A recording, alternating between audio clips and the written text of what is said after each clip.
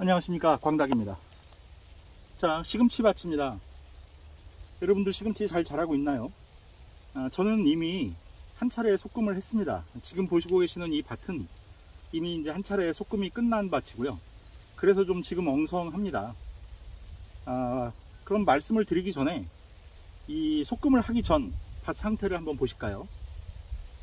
지금 보고 계시는 이 밭이 지금 소금을 하기 전 상태입니다. 어떻습니까? 아주 좋죠? 색깔도 좋고 연해 보이고 아주 가득 차 있죠. 제가 지난 영상에서 시금치를 좀 풍성하게 수확하시는 방법으로 밀식 재배를 권해드린 바 있습니다. 그러면 수량도 많아지고 또 연해지고 또 빨리 자란다고 했습니다. 그렇게 재배하신 분들은 지금 이제 많이 자라서 소금을 하셔야 될 시기일 것 같습니다. 그런데 이제 농사를 경험하신 적이 없으시거나 아니면 시금치를 심어 보신 적이 없으신 분들은 그런 질문을 하시는 분도 계십니다. 소금하는 방법을 좀 가르쳐 달라, 그리고 월동 준비는 어떻게 해야 되겠는지, 이런 걸 물어보시는 분들이 계시거든요.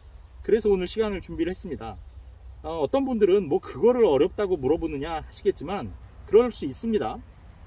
농사를 처음 지어 보시는 분들은 얼마든지 궁금하실 수 있습니다. 그러니까 뭐든 궁금하시면 질문 남겨주시면 제가 아는 범위에서 또 제가 경험한 범위에서 답변 드리도록 하겠습니다. 지금 보시는 것처럼 이게 1차 소금을 하는 방법에 대해서 좀 말씀을 드리겠습니다. 그런데 소금의 그 방법에는 목표가 있어야 됩니다. 저처럼 일부를 남겨서 월동을 시키겠다라고 생각하시는 경우에 소금하는 방법과, 그렇지 않고 그냥 나는 가을에 소비를 끝내겠다 하시는 분들의 이 수확 방법은 좀 다를 수 있습니다. 어떻게 다르냐면 소금을 해서 드시고 이제 남는 건 월동을 시켜서 내년 봄에 계속 수확하시겠다 하시는 분들은 내년 봄에 드실 수 있을 만큼을 남겨 놓으셔야 되겠죠. 그리고 그에 맞는 재배 간격이라는 게 또 있습니다. 그런데 이걸 그냥 올 가을에 소비를 하시겠다라고 하시는 분들은 그냥 원하시는 대로 듬성듬성 뽑아 드시고 끝내면 됩니다. 자, 그러면 오늘은 월동을 대비한 경우에 소금 방법과 그 준비 방법에 대해서만 말씀을 드리도록 하겠습니다. 목표가 있어야 된다고 그랬는데 그게 월동 재배, 그 다음에 내년 봄에 계속 드실 것을 대비하는 거라면 목표가 있으셔야 됩니다. 그 어떤 걸 남겨야 될지, 물론 구체적으로 난 이 포기를 남기겠다 이렇게 정할 수가 없죠. 이 많은 것들 중에. 그러면 대략 이렇게 구역별로 드문드문 이렇게 남겨 놓으시는 겁니다. 1차 소금을 하실 때. 지금 보시면 그렇죠. 좀 불규칙적이긴 합니다만 여기에 한 묶음, 여기에 한 묶음, 여기에 한 묶음, 여기에 한 묶음, 이렇게 제가 좀 간격을 좀 이렇게 뭉터기로 남겨 놨습니다. 그리고 그 중간을 이렇게 솎았습니다. 이렇게 지금 보시면 어수선해 보이지만 이거 이제 2, 3일만 지나면요 다시 자라서 아까 처음 보신 그 소금 전 상태 있죠? 그런 상태로 또 돌아갑니다. 그러면 그만큼 또 이제 못 자라고 있던 것들도 자라게 되고, 그러면서 이제 안을 다 메꾸는 거죠. 그럼 또 이제 바닥이 또 가려질 정도가 됩니다. 그러면 이제 2차 소금을 하시는데, 아까 말씀드린 대로 1차 소금은 이렇게 부분별로 이렇게 남겨 놓으셨다면, 이제 2차 소금은 내가 목표하는 이렇게 좀 큰 포기가 있겠죠. 이렇게 좀 큰 포기를 남겨 놓으시는 게 좋습니다.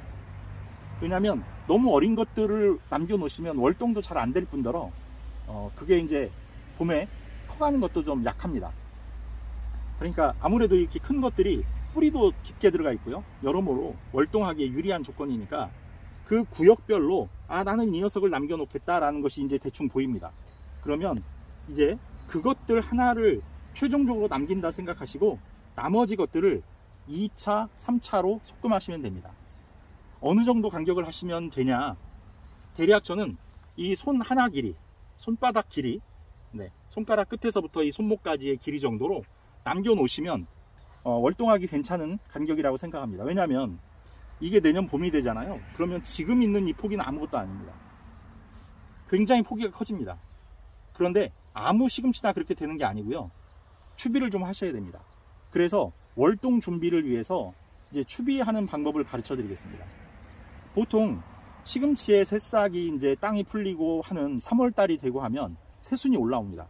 그런데 중부지방만 해도요, 겨울 12월, 1월 이때는 지상군은 다 시들어 죽는다고 보시는 게 맞습니다. 겨울 내내 시금치가 푸르게 있는 남쪽 지방은 그런 걱정하실 필요 없고, 또 뭐 하우스가 있어서 하우스 안에서 재배하시는 분들도 해당 사항 없습니다. 그냥 노지에서 하시는 분들 얘기입니다.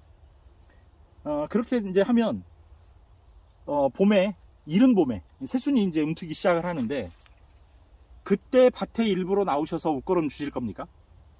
그게 좀 어렵죠. 언제 땅이 풀리는지도 잘 모르겠고, 뭐 자주 갈 수 있는 상황이 아니라면 그게 어렵죠. 그런 분들을 위해서 말씀을 드리는 거고, 지금 시기는 11월 달 이제 들어가기 때문에 조금 이릅니다. 그 조치를 하기에는. 그러니까 이거를 지금 하라고 제가 말씀드리는 게 아닙니다. 언제 하시면 좋으냐면, 이제 2차 소금, 3차 소금 다 끝나고 월동을 위한 준비가 끝났고, 그 다음에 이제 날씨가 더 추워지면 땅이 얼 것 같다 하는 경우에 이제 마지막 소금을 하십시오. 그때 이제 추워져서 더 이상 이제 앞으로는 땅이 얼겠다 싶을 때 마저 남은 수확을 끝내시고 월동 시킬 것만 남겨 놓으시면 됩니다. 그렇게 하고서 어떻게 하시냐면, 제가 지금은 한 달 정도 남았기 때문에, 지금 저도 이제 땅을 파서 만약에 제가 거름을 넣는다 그러면 그 거름들은 이 시금치가 다 빨아먹겠죠. 그러니까 지금 하시는 거름은 별 의미가 없습니다. 그때 땅이 얼기 직전에 하시는 거름은 이제 온도가 많이 떨어지기 때문에 땅속에서 분해되기가 어렵습니다. 미생물 활동도 이제 좀 잦아들고요. 그리고 땅이 얼어버리면 이제 그대로 땅속에 저장되어 있는 겁니다. 그 양분이. 그러다가 우리가 어떻게 통제할 수 없는 그런 자연의 법칙이란 게 있죠. 위는 얼어 있는데 땅속은 언제부터 녹기 시작할 겁니다. 그러면 그 거름들은 그때부터 작용을 하기 시작합니다. 그래서 땅이 나중에 풀리고 나서 주는 옷거름에 비해서 땅이 얼기 직전에 미리 해놓은 거름이 있으신 그 밭은요, 포기의 크기가 달라집니다. 그러니까 제가 이걸 권해드리는 겁니다. 대신 너무 미리 주시면 그 전에 이 시금치가 다 빨아먹어 버리니까 안 됩니다. 그러니까 그 전에 땅을 파서 호미로 이렇게 쭉 긁으십시오. 저는 이제 지금 거름을 줄 게 아니기 때문에 여러분들한테 그냥 이해를 돕기 위해서만 보여드리도록 하겠습니다. 이렇게 해서 거름을 한 주먹씩 넣어주시는 겁니다. 네, 이렇게 되면 이제 지금은 추비가 되겠죠. 지금은. 근데 지금 시금치는 이렇게 추비가 필요 없습니다. 재배 기간이 워낙 짧기 때문에. 근데 여러분들한테 그냥 이해를 위해서 보여드리는 거라고 했습니다. 이렇게 해서 흙을 덮어 놓으십시오. 지금보다 좀 깊게 넣어 주시는 게 좋습니다. 저는 이제 지금 시금치가 이렇게 많이 남아 있기 때문에 땅을 더 파면 뿌리가 훼손돼서 안 됩니다. 그래서 지금 이제 이렇게만 보여드리는 거고요. 이렇게 해서 땅을 좀 깊게 파신 상태에서 거름을 묻어 놓으셔야 거름기가 날아가질 않습니다. 자, 이렇게 해서 월동을 시키십시오. 그러고 나면 내년 봄에 정말 한 폭이 가득 올라옵니다. 그렇게 해서 수확하시는 그 봄 시금치는요, 가을 시금치보다 향기가 훨씬 좋고 맛도 훨씬 좋고 굉장히 연하고 좋습니다. 그러니까 미리 준비하시는 자만이 그런 또 맛을 느낄 권리가 있는 거죠. 그렇게 한번 올 해보셔서 내년 봄에 아주 풍성한 그 시금치 수확 하시기를 한번 바라보겠습니다.